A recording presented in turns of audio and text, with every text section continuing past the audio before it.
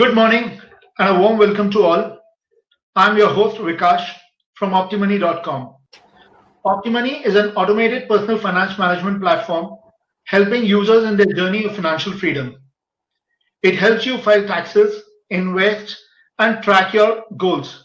So, in our continuous effort to make our investors more informed, and we have come up today with a topic of global investment opportunities. Our guest speaker for today is Mr. Vikash Wadekar from Motilal Oswal Asset Management Company. Vikash is a veteran of mutual fund industry with more than 20 years of experience and has been working with various organizations like ILNFS, ING, and a couple of fintech startups.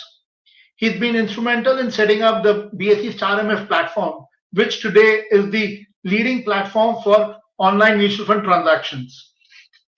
He is a postgraduate from Pune University and is presently heading the passive sales function in Motilal Oswal Asset Management. Thanks, Vikash, for accepting our invitation. And now let's hear from Vikash. What are the global opportunities for investors like us? First of all, thank you, Dev Mantra and the entire team for giving us this opportunity. It's always a pleasure to talk to investors because you have to be unbiased, when you talk, discuss. We generally avoid selling any product when we talk to investors. It has to be more from the investor awareness perspective, where it helps the advisor as well as investor to take their decisions, and so it helps advisors, investors to take informed decision. And we generally try to connect what is the role of advisor in investors wealth creation. Okay, so and along with that we'll also talk about international opportunities and why we should be looking at international investments. uh, the presentation I'm not going to see. So meantime, I'll just introduce the team. So I head passive sales in Motilal Oswal Mutual Fund. So we have set up a separate team on passive funds, where we believe that passive funds is actually helps investor to take. It has to be part of integral portfolio, integral important asset allocation in client's portfolio. Okay, so I'm not going to talk here about active versus passive. Okay, we are not going to have a debate here, but a couple of points in front of you which will help you to take informed decision. Okay, so I have one slide here. Hope this is visible to everyone. Now, what is the slide? This slide we are talking about, generally investors believe that and know that when let's look at the right hand side graph, the three bar graph. When investor believes that when valuations are lower, okay, this is a study of, this is actually US data. It is a study of long-term data which we have studied here. You can see that data from 1935 to 2017. It's a long data which we have studied. So what this data says that if valuation is lower, investors make good return. And if valuation is slightly slightly expensive, investor makes lesser return. And when valuation is very expensive, like P is about 20, generally investors don't make money or make lesser money. Okay, this is the general observation which investors has. But there is another study that we have done, which you can see on the left hand side. So what investors try to do is always try to time the market. They want to look at when the markets are lower, then only I'll invest. When markets are high, generally we don't want to invest because we don't make money. This is what the right hand study says. But left hand side study shows something different. Generally investors or advisors also want to look at which are the winners, and they want to invest in winning stocks or winning ideas, winning portfolios, like mutual fund schemes.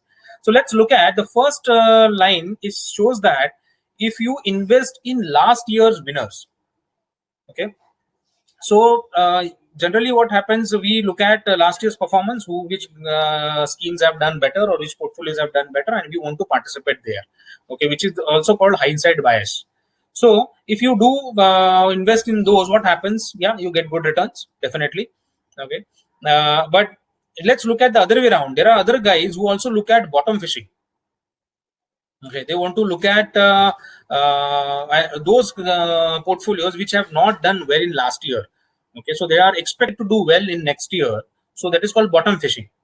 Okay, so if you invest in that bottom fishing, what happens? You may definitely better return than winners. Okay, so this portfolio, the second portfolio is better than the first portfolio. Let's look at the third portfolio. This is now irrespective of bottom fishing, irrespective of winner, irrespective of bottom fishing. If you keep investing in the same asset allocation for longer period, you make better returns. You make better returns than these two.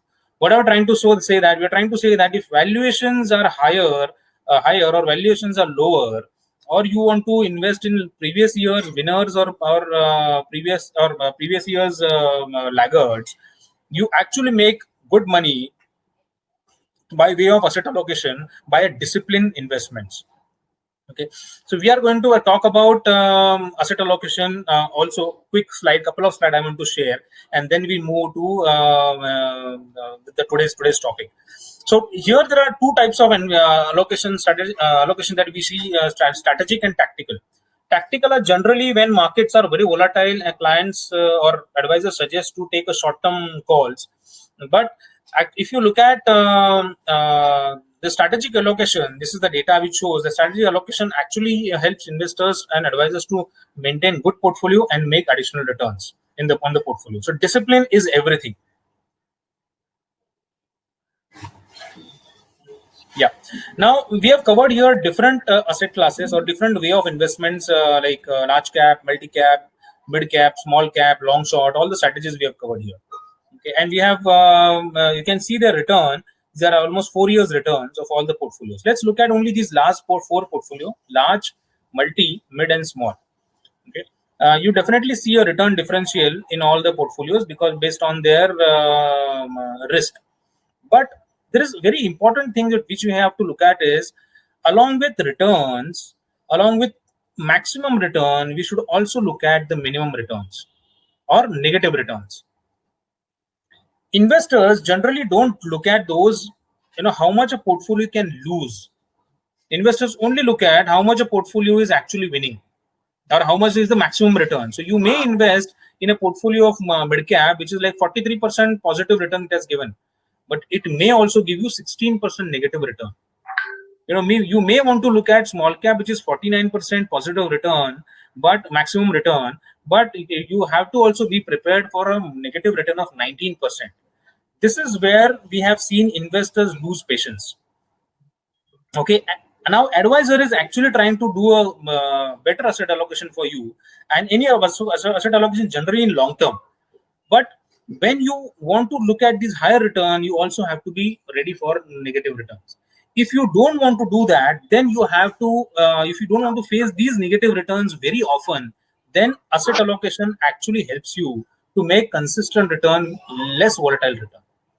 We have one study which we have done of 4 asset classes. Okay, this is a study in front of you. What we have done, we have taken 4 asset classes: equity, gold, debt, and liquid or cash, you can say. Okay. What we have done here, if you invest in these all asset classes individually, so this is 17-year data, 2003 to 2017. Okay. So if you invest in 17-year, equity would have given you 15% return, 14.9 approximately. Gold would have given you 12% return. Debt would have given you 7% return, and liquid would have given you 7% return. This is again hindsight data. This is historical data. But what would have happened if you would have stayed only in equity? You would have lost heavily in 2008, 2011. Okay, 52% negative return, which is very difficult to manage and digest. 2011, 25% negative return. Okay, let's look at 2016, just 3% return, and 2018, 3% return.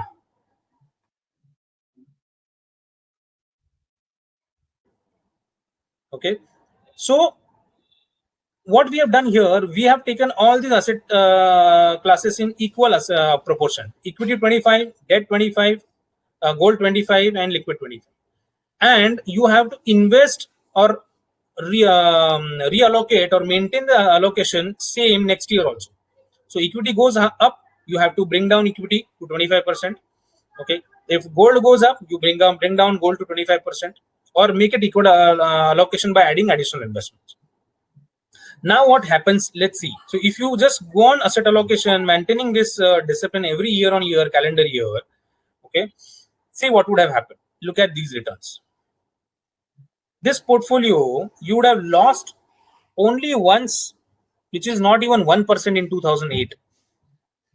Okay, that is the power of asset allocation. And look at the CAGR return which you would have got was 11%, 11.1%. Now, if you would have invested in any asset class, single asset class, these two asset class definitely would have not helped you to beat inflation. But gold also, if you see 1, 2, 3, 4 years, gold gave very low returns, almost zero return or negative return. Equity would have given you twice negative, huge negative returns.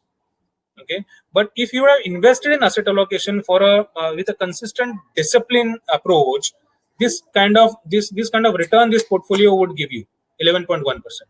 That is what the power of asset allocation, what we are talking about.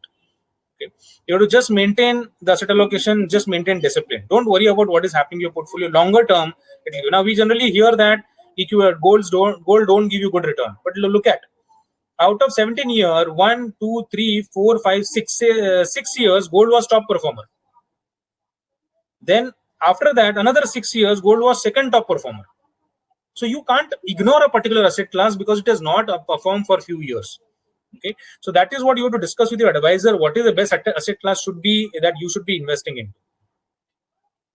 And one more slide, I have just debt equity asset allocation. So now there are 4 assets.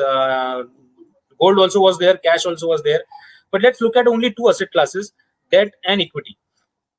So in this portfolio, equity is 25%, next is equity 50%, and third equity 75%. Let's see how your portfolio looks like.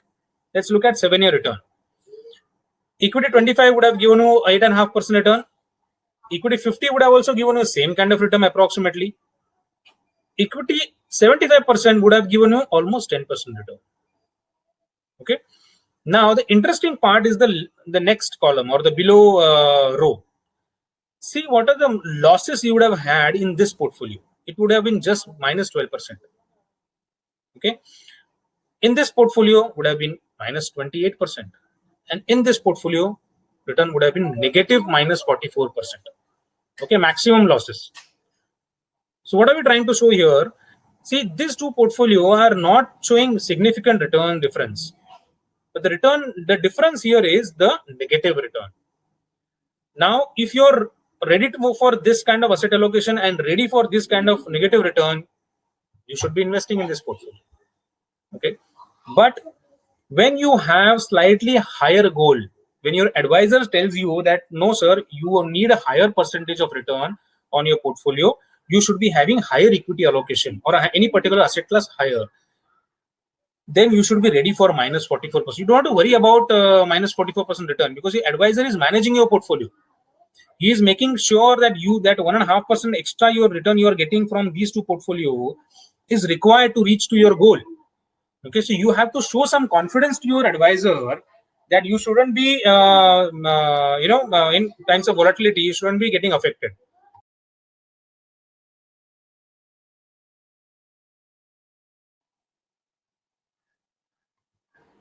Okay, so this was all about asset allocation I wanted to cover.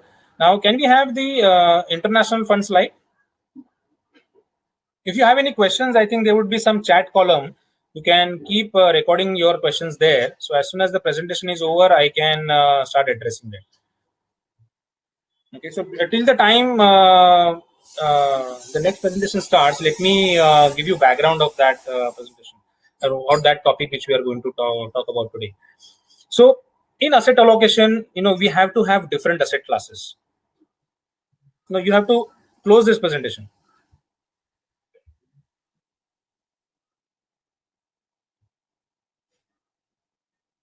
So we have to have a proper balance of different asset classes, whether it is equity, gold, whether it is debt, cash for that matter, or international investments. So today we are going to talk about international asset allocation and why it is required in clients' portfolio. It's a new asset class which was there for long term, but investors have not got exposed to that asset classes. Now, very important reason why we should be looking at international asset allocation. The first point is we are stuck in lockdown, but you will be surprised. I'll show some of the brands in front of on the screen in a few minutes when that slide is open. That some of the brands are actually making good amount of returns. Their revenue have gone multifold. Their business have gone 10 times in last 6-7 months. And in lockdown, you'll be surprised that the world is functioning because of these brands. These brands are helping us to invest in to work online. These are some of the brands are a technology brand, some of the brands are communication brands. Okay, some of the brands are also healthcare brand, which are helping us to actually find some medicines, or take care of or they're working on new inventions on the medicines. So these are the product. No, not this one, international one. Okay, so let the presentation come in. So some of the brands have actually played a crucial role in last 4 months of lockdown, when world is stilled, but world is still functioning. Let's take an example of today's presentation. You are sitting at your home, and you are still able to attend this presentation. Is because of the technology. Okay, so technology is playing huge role in this lockdown. Not only that, some of the international brands, like you must have heard Coca-Cola, okay, or you must have heard online payments like PayPal, or Johnson and Johnson, or Procter and Gamble. These have become like day-to-day brands for us. Not only that, let's look at how our TV looks like now. Television, our television has moved from normal cable to Amazon Prime, because most of the shows on television has stopped. Our normal TV actually got shifted to Netflix. Okay, so why that has happened? Because these are the new innovative brands which are actually playing a big role in today's life. Yeah, I'll operate now. Thank you so much.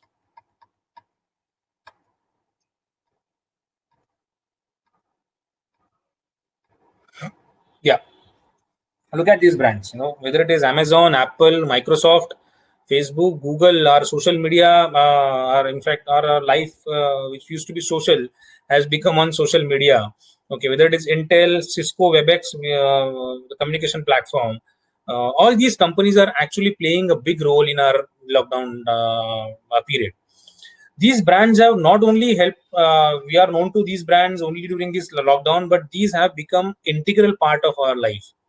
These are known to each household in not only in India, but a lot of emerging countries and developing countries. What does that mean? These brands are actually global brands. This is the first important reason. So far we have been their consumers. Okay, but this is an opportunity that we can invest in these companies and become part of their growth. That is exactly what we're going to talk about, and why we should be having international asset allocation is to have these kind of brands and their growth in our portfolio. The second important reason is, when you invest in India, where do you invest? You invest in only 3% of world GDP. So India is 3% of world GDP. So you invest in large cap or mid cap or small cap. Okay, you still exposed to only 3% of the world GDP. But when you add another country, so we have taken here USA, okay, because most of these brands are actually USA brands, which you're going to talk about. Those brands are, if you add, so you add 24% of world GDP in your portfolio. So 3% India and 24% world GDP, you are adding 27% world GDP in your world GDP in your portfolio. It's a fantastic combination. Not only that, you're also exposed to the world's largest GDP and India, which is one of the fastest growing GDP. Okay, it's a great combination to have in your portfolio. So to getting diversified out of India is first important reason. That's why you should be investing in international. Another very important reason is asset allocation. We just spoke about asset allocation, the importance of asset allocation. We have let's look at here. We have covered here Nifty 500, okay, which is the entire equity market, almost 96% of equity market of India. Let's look at their correlation with S&P 500. See, it is just 22%. Okay, Nasdaq. These are these are the international indices. So their correlation with Nifty is 17% or 0.7. You can say both 0.117. You can say both. Okay, lower correlation is better for our portfolio. Let's look at gold. Gold has almost zero correlation with Indian equity, and GSEC has almost 8%, 8.5% correlation. So lower correlation means if equity moves in a particular pattern and the other asset class moves in a different pattern, it is not bothered with the movement of a particular asset class. So if equity gives you 10% return, gold might give you 0% return, gold might give you 20% return. Okay, that is called lesser correlation. And when you add different asset classes in your portfolio, we have just seen in the previous presentation that when you add gold, equity, and debt and liquid or cash, our returns are much better. Our returns are lesser volatile. So these are the two asset classes. These are also closer to zero, like Nasdaq and S&P. When you add, your portfolio actually gives you better return. Now, why we should be investing internationally is let's look at hindsight. If you look at 3-year or 4-year returns of international funds, international markets, they have been fantastic. Okay, Indian market have not been performed for over a decade now. 7-8 years, decade, we haven't seen a good amount of returns, but international funds have performed really well. So if you have invested say last 3 years in international funds, you would have lost lesser money in this pandemic. Whatever happened in March, April. But those who have invested only in equity or that too only in India, they have lost huge money. Okay, because you are exposed to only one asset class. So that is why you should be investing in international, because of lower correlation. Another important reason of why lower correlation. Let's look at Indian equities. Indian equities, if you look at Nifty, you will see majority stocks are financial services. Okay, then consumptions, then energy, and then you have some few IT stocks. Okay, let's look at international. Internationally, the major sector is IT, because that economy is a developed economy. Then communication services, consumer discretionary, and pharmaceuticals, or healthcare they call. So both these portfolio, India and equity, are very, very different, and that is why they should be both of them should be part of your portfolio. Another important reason is exposure to currency. So far we have not noticed that our consumption pattern has gone from INR to USD. So you will be surprised. How can we say that? Exactly, because it is not seen. Now, whether I'm using a Zoom platform, online platform, or whether I'm using Netflix, or whether I'm using Amazon Prime, though I am paying in INR, but money goes to them in USD.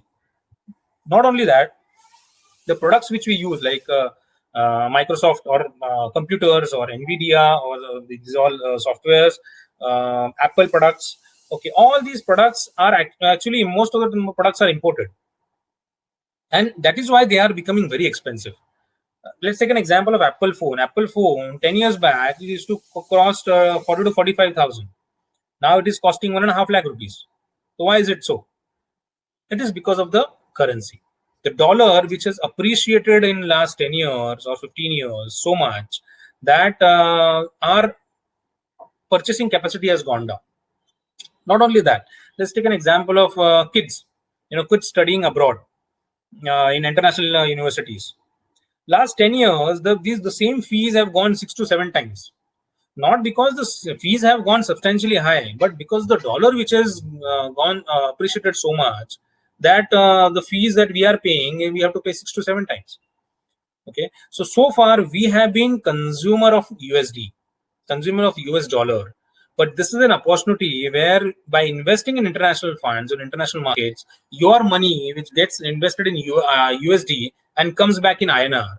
So if dollar grows, your return also grows. Okay, I have a slide. Okay, I'm just sharing with you.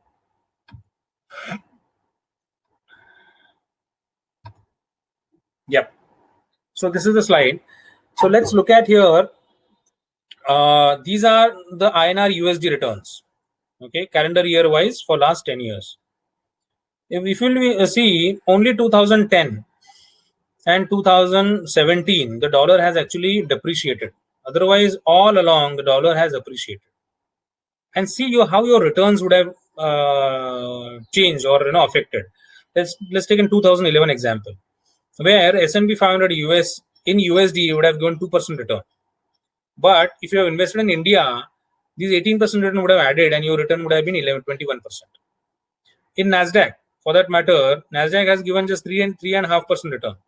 But when you add this 18%, the same return goes to 23%. Okay, so this is how your returns are getting increased. When indices don't do well. Okay, for that matter, last 6 months, the S&P has given say the 4% negative return. Okay, S&P has given 9% negative return. But since dollar has given positive return 6%, your returns are better. In Nasdaq also same thing. Let's look at this graph. If you have invested in dollar, you would have your portfolio would have gone 3 times, and in INR it would have gone 5 times. In Nasdaq, it would have gone almost 8 times. Okay, so this gap is actually the dollar appreciation. Okay, now let's look at what are the opportunities that we have. So the first index what we have is S&P 500. Okay. So what is this S&P 500 is all about? So S&P 500, whenever you look at India, we talk about Sensex and Nifty. It is the same way when you look at US, to look at what's happening in US market, we talk about S&P 500. So it is bluest of blue chip stocks. Now the top of leading 500 companies, all blue chip companies. Not only that, if you look at the kind of money which is they are managing, the top 4 passive funds are based on this index, and the kind of money it is managing is more than $10 trillion, which is 3 times of our India GDP. Okay, it's a huge money which is managed on this index alone. Not only that, look at investment gurus like Warren Buffett, Burton Malkiel, John Bogle. They recommend S&P 500 investment because it's much simple. And S&P 500 has been beating all the active strategies in US. Almost 90% of the strategies that's beaten. So 90% of the time, this index has given better return than active funds in US. Let's understand more about this index. So this is a very long track record. This index was launched in 1957. So 63-year-old track record. Okay, it's a longest track record after Dow Jones. Dow Jones was the first index, then this is the second longest index. Okay, pure large cap exposure, and very importantly, 40% of the sales of S&P 500 are actually coming from foreign countries. So all 500 companies, 60% revenue only coming from US, 40% coming out of US. What does that mean? You are not investing in US only, you are investing in those companies which are globally present.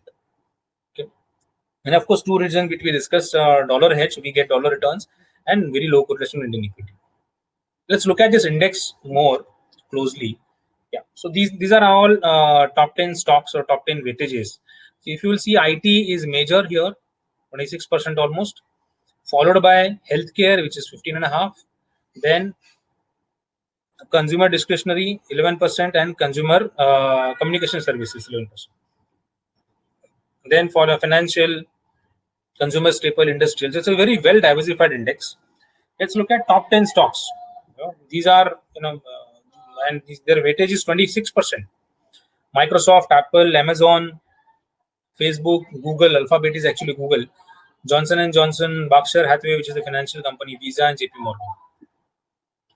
You can't beat these companies. These are giant companies, and that is why they should be part of your portfolio. Now, why passive approach in international funds? So all of you would know that finding a consistent fund manager in Indian market is very, very difficult. You know that some of the funds do well this year, then they don't do well next year, then some other funds do well next year, and they keep on changing. But if you look at index is a beautiful indication of economy. What is happening in economy? These are some of the sectors, different sectors, and how they have moved in last 10 years or 10 years in this index. So if you see last 5-6 years, there's a new sector which has evolved, which is the blue line, which is the real estate sector. Then the gray line, which you see here, which is a communication sector, which has actually suddenly got weightages from almost less than 1% to almost 11% in last 2 to 3 years.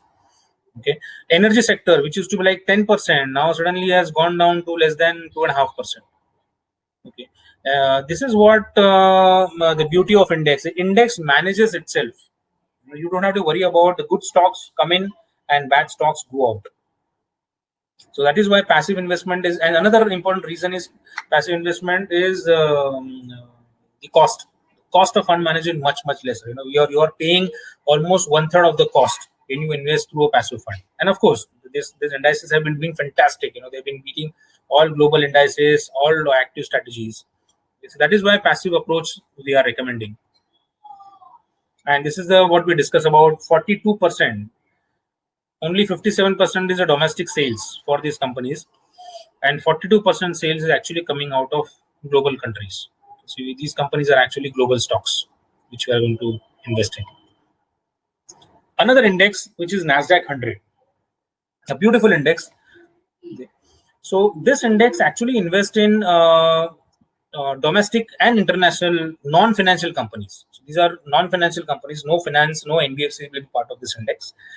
Companies basically focusing more on IT and telecommunication. Okay, but it also looks at those companies which are innovative and they are well known in technology and well known in forefront in innovations, like Amazon, Starbucks, Tesla. These are all highly innovative companies. Their product model, their business model, and all. And technology giants like Apple, Microsoft, Intel, Alphabet, and Intel, and Facebook. Because of them, the world is in fact functioning now.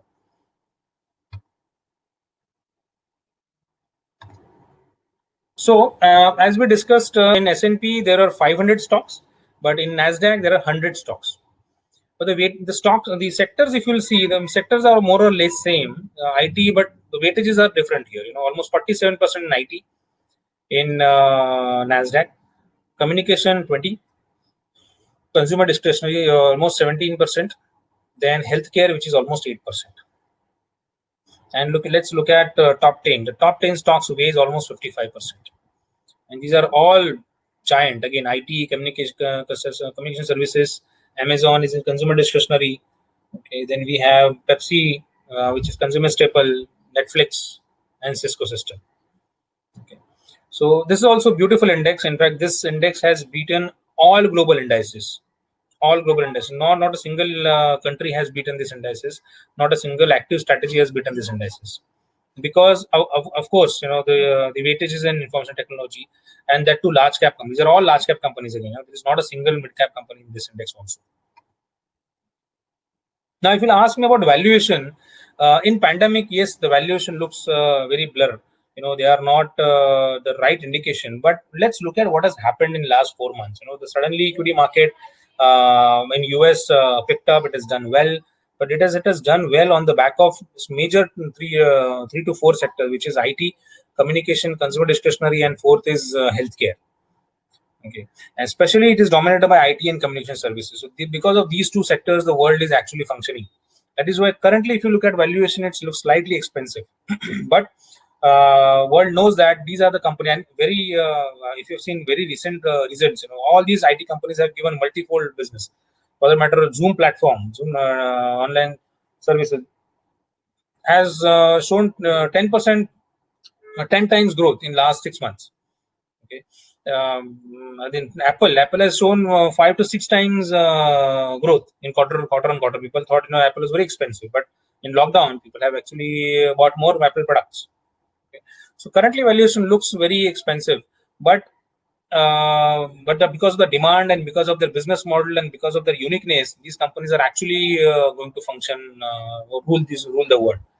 Now, another important function is dividend yield. We as an Indian tend to forget dividend yield, but these companies give fantastic dividend. Dividend yield is more than 2%. Okay, so when you invest in these international stocks, what happens is, along with international companies, underlying companies, you also get return from dollar, and you also get consistent dividend. which is 2% yield, okay, of 500 companies.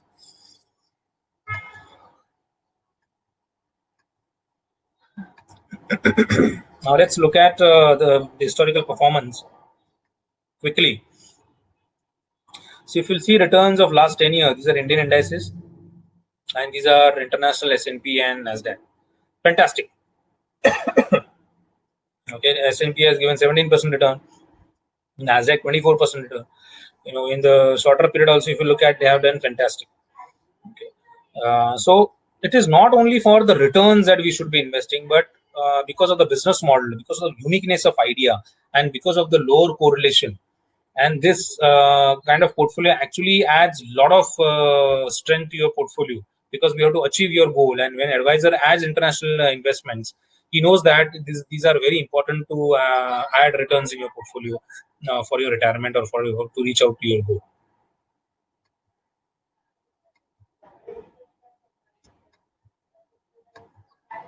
A quick comparison between those two indices. So Nasdaq is technology heavy, but it is not a technology stock index. It is a technology heavy index, we can say. The number of stocks are 500 here 100. US market coverage, S&P covers almost 87%, whereas Nasdaq covers 37%. Okay, so concentrated portfolio. S&P is more diversified. It covers all the sectors, and Nasdaq actually covers only 7 sectors, because banking and financial are not part of this index, and IT weightages are higher. But another important reason differentiation is the business. So for S&P, almost 40% revenue comes out of India, but in Nasdaq, almost 70% revenue comes. Pardon, I used the word India. I should be using US. So for S&P, 40% revenue comes out of US, but for Nasdaq, 70% revenue comes out of US. So Nasdaq is actually a truly global index when you want to invest in. Okay, but it is slightly heavy on a particular sector. So, on a risk management perspective, you should be discussing with your advisor what is your investment, what is your risk parameter, and then only you should be taking exposure to these indices. So, ballpark figure, if you'll ask me, we put it in 3 categories. One is when you have a slightly aggressive equity exposure, or slightly aggressive kind of a person, risk taking person, then you should have 80% Nasdaq and 20% S&P. Why I'm adding S&P here? Because just to dilute Nasdaq weightages. If you are a moderate client, medium risk taker, 50-50, and if you're a conservative client, then you should be only investing in S&P 500 index. Okay, so this is about the major differentiation. I will just quickly cover about how you can invest. Vikash, before we get into that, I have a query. Yeah, sure. In the global opportunity which you're talking about, and basically in the S&P 500 index and the Nasdaq, so what percentage of the individual's portfolio do you think should go into the global investments? Yeah, okay, that's a good question. I just missed out to talk about it. So when we were just looking at that asset allocation study, where what we did is we have seen when you add asset allocation in equal weights, it's actually give you fantastic return.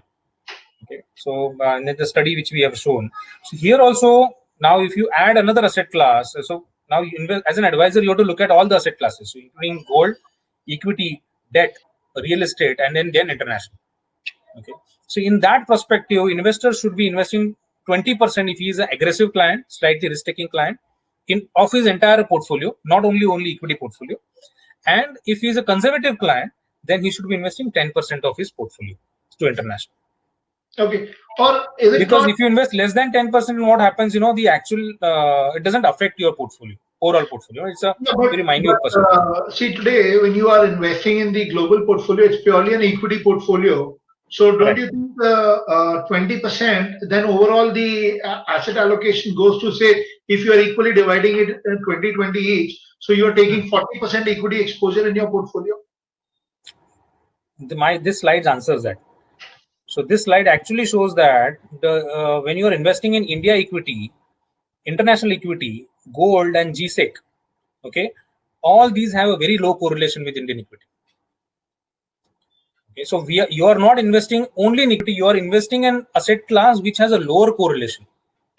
Okay, so if Indian markets don't do well, you will not see the US international markets don't do well. They have their own different asset classes or different sectors performing. And major, which I covered. In India, major 4 sectors are your financial, then energy, consumption, and then you have IT. Okay, and when you look at international, the IT is primary, which is more than 25% in S&P and 50% almost in Nasdaq. Communication services, consumer discretionary, and healthcare. In India, healthcare has no value. In larger indices, broader indices, we have very minuscule weightages of healthcare. But there, healthcare is very important. 15% weights in S&P. True. Okay, so that is why you are investing in 2 different portfolio. So they will not move, in tandem. They will move very differently. And of course, the international portfolio, these companies are getting their businesses out of entire world. They are not only exposed to a particular country. So tomorrow, what happens if Trump comes or Trump doesn't come? It actually doesn't too much bother to them, because they are making revenue out of all developing economies, emerging economies. Europe for that matter, Russia, Japan, all across. So that is why we are adding 10 to 20% of your asset class. Sure. Yeah. Any other question? Yeah. So one is on the. I mean, we are basically talking about the S&P and the Nasdaq. So there are other global opportunities or the global markets. Which region do you think is moving forward? Like definitely, as you said, the last 3 to 4 years, the Nasdaq S&P has outbeaten the domestic market. But which other sector do you think, or which other region is promising for a global investor? Okay. And what should they allocate? Yeah, sure. So globally, if you look at, there are 3 major investment patterns you look at. It's actually 2 major investment portfolio. One is emerging countries, and second is developed countries. Okay, there are 2 major portfolios. And when you look at developed countries, US has a major weight in developed countries. Okay, developed economies. When you look at Germany, in Europe, some countries are there. US, Japan. Okay, all these countries, US actually, you can't ignore US. The entire world GDP itself is 24%. In developing economies also, US is almost 70%. I'll tell you one study which we were doing. We were looking at to launch one index of top 100 stocks globally. Okay, globally, so which will include all the continents. It will not be only exposed to US. But US was getting exposure of 71% in that index. Because of the companies are so huge, their business models are so fantastic, and global reach is so outreach. That is why we launched. Otherwise, we wanted to launch, actually a multi-country index. But if you are investing 70% in one country, rather than have that's why we launched S&P recently. Okay, so US definitely have to be part of your portfolio. 2 reasons. One I said because of their size. The second important reason is, Warren Buffett in 2 months back in his AGM also he said, you can't ignore US, and it's actually true. The kind of size and the kind of the money that country has, and the business ideas which are coming out of that country is fantastic. If you will see in this pandemic also, most of money has gone to US. Most of the countries, most of the FIs have gone their investment because it's one of the safest country. It's like a safe haven. They will not tremble like any emerging countries or developing economy, because you can actually keep faith of that government. And it's a cash-rich company, a cash-rich economy. So that is the another. So that's why when you have to look at global, you should be looking at developing economy or developed economies to start with. Okay, and if you see most of the investors in India, 99.9 or 99.8% almost people don't have exposure to international funds.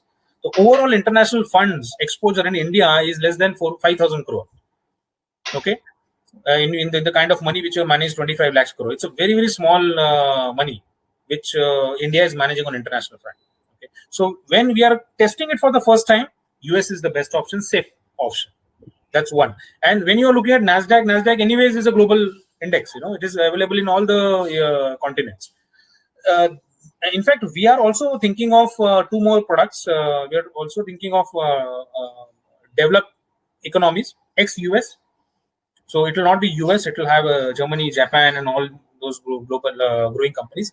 And emerging economies also we are thinking of, where we'll have China, India, some bit of Afghanistan, Pakistan, Sri Lanka, all these, then your Africa and all these companies also will part of that index. But very honestly, for Indian investors, we are so risk averse. So I would suggest we should stick to only US as of now to start with. Let them have the flavor, let them understand it more, and that is why we are more focusing on asset allocation rather than sir, these stocks are doing well, these indexes are doing well, please invest here. No, we are saying it has to be part of your asset allocation, long-term asset allocation, 10 years, 20 years. It is not a tactical call that we are recommending, and you should not look at tactical on international.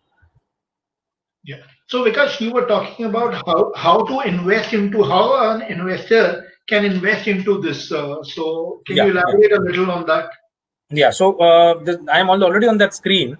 So now, if you look at on the passive side, and that especially international indices, these are two major indices globally which talked about, S&P 500 and Nasdaq 100. And both the indices investments is only available through Motilal Oswal. Of course, there are a lot of broking houses offering currently. You can directly invest in those stocks through their platform. Okay, but you have to be very, very cautious. Here, you get an opportunity to invest in this fund in just 1% of the cost. You are paying 1% annually, and AMC takes care of all your legal approvals, all SEBI approvals, all SEBI compliances to make sure that there is nothing is hidden from the investors. Okay, so that is the best route that I can tell you to investment is through mutual fund route. So we have these two funds in 3 format. So we launched, in fact, Nasdaq ETF in 2011. Okay, but that was not so successful. 2 years back, when we launched fund of fund on it. So basically, this fund invests in our ETF only. Currently, this fund is almost 1,000 crore when we are talking.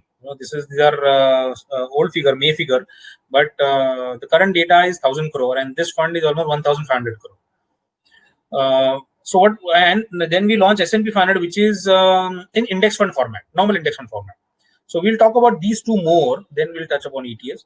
So these two funds offer you to invest as low as 500 rupees in international fund, and when multiples of 1 rupee. So you can invest lump sum 500 rupees, you can do SIP also in 500 rupees, because we know that Indian investors are conservative. If I keep a 5,000 or 10,000 rupees, their major money may get exposed to international and they may not be comfortable. Okay, so that's why we kept it a lower ticket size. And with just 1% of expense ratio, you are getting exposure to this. You can do SIP, you can do STP, okay, you can do switches. Okay, and that is the best compliance route we have. And S&P currently, we are managing almost 400 crore when we are talking today. So within last 4 months only, we got 400 crore. So that a kind of demand that we are seeing in international and these two indices, because again, they are unique, not available with anyone. It's only available with Motilal Oswal. Vikash, can you spoke about fund of fund and an ETF, just for the convenience and better understanding for all the investors. Can you tell the difference between the two so that? Okay, sure. So when you want to invest on ETF, there are two options. You can buy any ETF which is an exchange traded fund on exchange. You can call your broker, and broker can buy. Okay, so 1 unit is almost 750 rupees. 1 unit you can buy. Any multiples of 1 unit, any number of units you can buy. But for that, you need to have a demat account, trading account. Okay, and which we have seen in India, most of the investors don't have demat account and trading account. Okay, and again, you might have to pay brokerage, STT. Okay, and if you are buying a large volume, you may not get liquidity, and you may get liquidity, but that will be at a cost. So you have to invest 50 lakhs or 10 lakhs, 25 lakhs on exchange. It might be expensive because market maker premium comes into picture. So in short, when you are investing in ETF through exchange, it's slightly expensive and it's not that convenient. The another route you can invest in Nasdaq ETF is directly come to AMC and invest, but that's a ticket size of 2 crore and multiples of that. Because ETF we have to buy a basket. So basket is of 2 crore and multiples of that. You can buy and sell through AMC, but that's the minimum ticket size that we have. So it's slightly expensive, a slightly bigger ticket size. Okay? So that is how ETF gives you. You can invest in an ETF, but fund of fund is actually the fund which invests in our ETF only. So it's like, I invest 500 rupees, you invest 1,000 rupees, all put together, we accumulate that money in fund of fund, and then we invest in ETF. So what happens as an investor, I can invest just 500 rupees and I get exposure to ETF. I don't need demat account. I don't need trading account. Okay. There is no brokerage that I pay. Okay. And it's much convenience. You can buy it through online. You can buy it through physical form. You can buy it through any application. If you have online facility, investors can buy through that. Okay. So that's the very convenience format of fund of fund. So that is why we launched S&P 500 also in index fund format. We did not launch an ETF. So both these offer same. You follow the cutoff time normal 1 o'clock or 3 o'clock, which is the normal cutoff time, and invest through a physical mode or any online mode.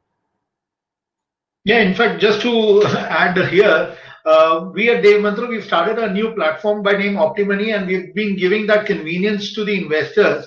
In fact, yesterday also we've had a global investor sitting out of Switzerland. He's invested through us using this tool. So it was so easy. So just adding on to that.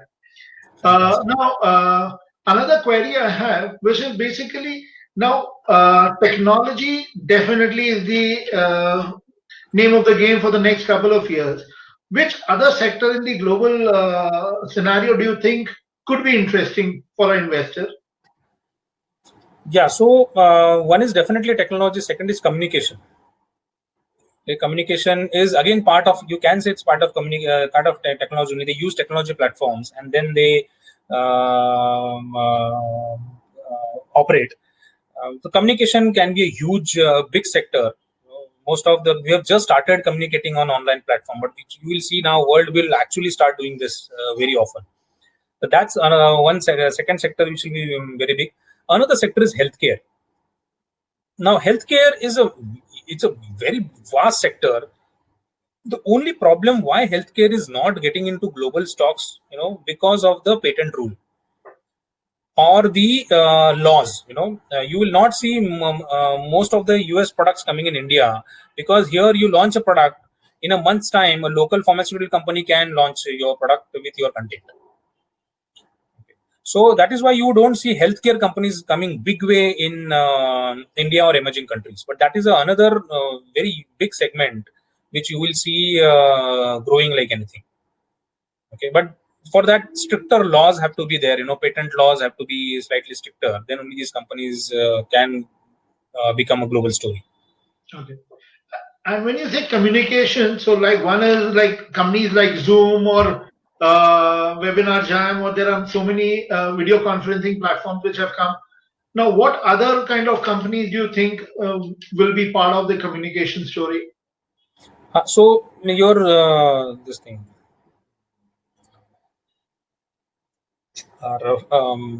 Facebook is actually a communication stock. Okay. Let me just open my 1 second. In the meantime, I would request participants, if they have any queries, they can just put it in the chat box. Yeah. So here, see, in communication, this is Facebook and Alphabet. Apart from that, Verizon, Netflix, Walt Disney, AT&T, Comcast. Apart from these, your Foxcorp, CenturyLink, Omnicom, okay, Discovery, Fox News. Okay, these companies are actually Baidu, which is actually a Chinese company. Okay, then Liberty. These are the companies can be a big story going forward. This network. Okay. So it is both to do with video conferencing and the media kind of media. Yeah. So video conferencing and media. It's the way world communicates. Sure. So media also become part of this. Right. Twitter is also there in this. Definitely. And now YouTube has become one of the, I mean, though it's part of the portfolio, but Google only, yeah. yes, Google only. That's one of the biggest communication tool nowadays. Yes.